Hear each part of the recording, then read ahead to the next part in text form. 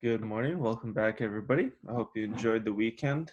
We had absolutely beautiful weather. I rode bike 20 miles Friday, Saturday, Sunday, so I was out and about. I didn't see anybody, though, unfortunately, but I hope you guys are able to get outside and enjoy it. It's supposed to be nice again this week. Maybe a little bit of rain, but still supposed to be warm. So spring and summer are coming. Today we are going to start our new grammar for the chapter. Some of you looked ahead a little bit and have already been preparing, but we're going to go through it all together this time, okay? I'm deciding to do this a little bit earlier because we've only had about 2 days with our new vocabulary, which is, our childhood and things we used to play with and do and all of that. But I want to introduce the grammar because we're going to be able to use the grammar to then further study the vocabulary. So we're doing a little bit different this time, but I think it's going to work out really, really well. Okay. So I'm going to go into sharing my screen, and you guys will see the presentation that I put together. Just like I've been doing, this presentation can be found on Schoology, so you can go through it on your own there. But we're going to do it together.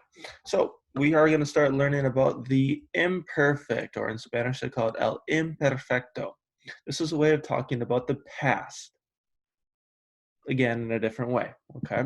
So as soon as I said that, some of you were probably thinking, Mr. Banco, didn't we already learn how to talk about the past? Well, just like in English, there are two past tenses in Spanish.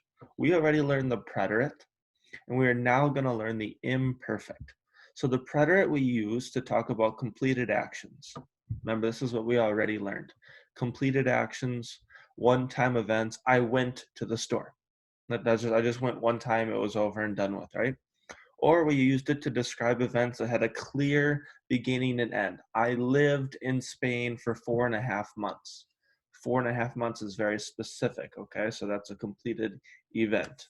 What we're now going to learn, is the imperfect, which we use to talk about ongoing or repeated events in the past. So we frequently translate it to I used to. I used to watch SpongeBob every morning. That's something I did as a kid, right?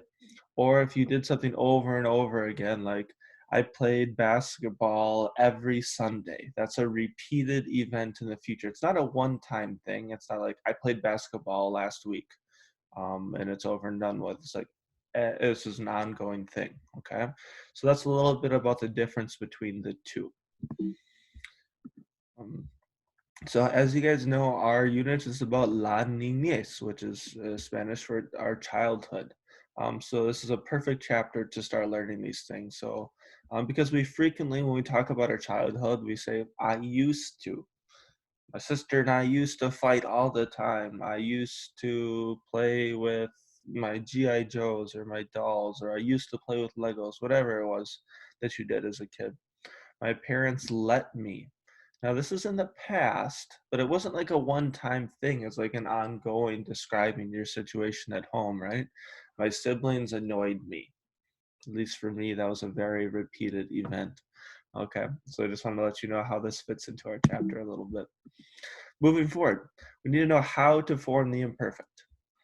Just like all other verb conjugations, we match the verb ending to the person doing the action. Okay? We know that in Spanish, our verb ending tells us many things. It tells us who's doing the action, um, and it tells us when the event took place. All right, in this situation, we know that it took place many times in the past.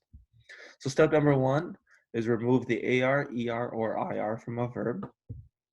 And then step two is add the correct ending to match the subject of the person doing the action in the sentence, okay?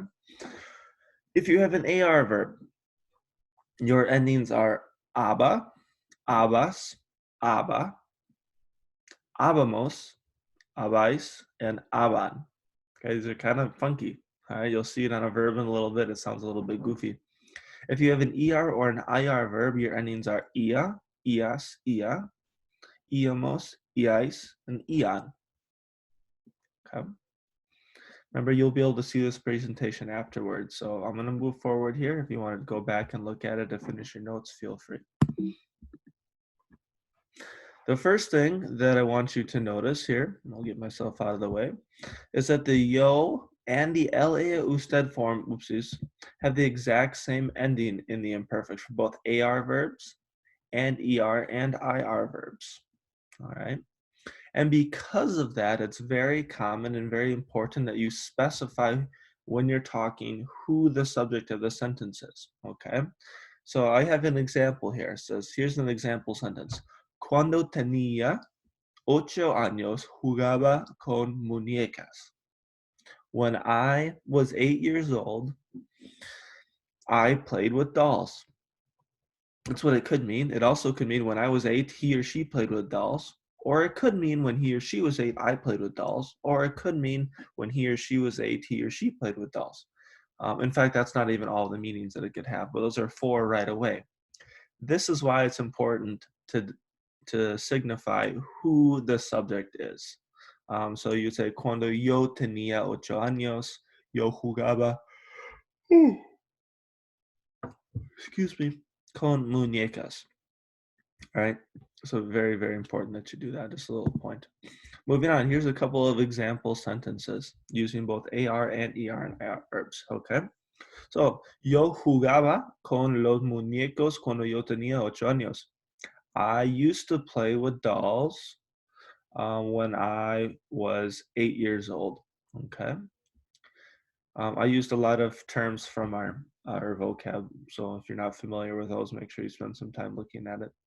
Yo estaba muy bien educado de niño. I was very well behaved as a kid. Y mis padres me permitían hacer mucho, and they allowed me to do a lot. Okay, me permitían hacer mucho.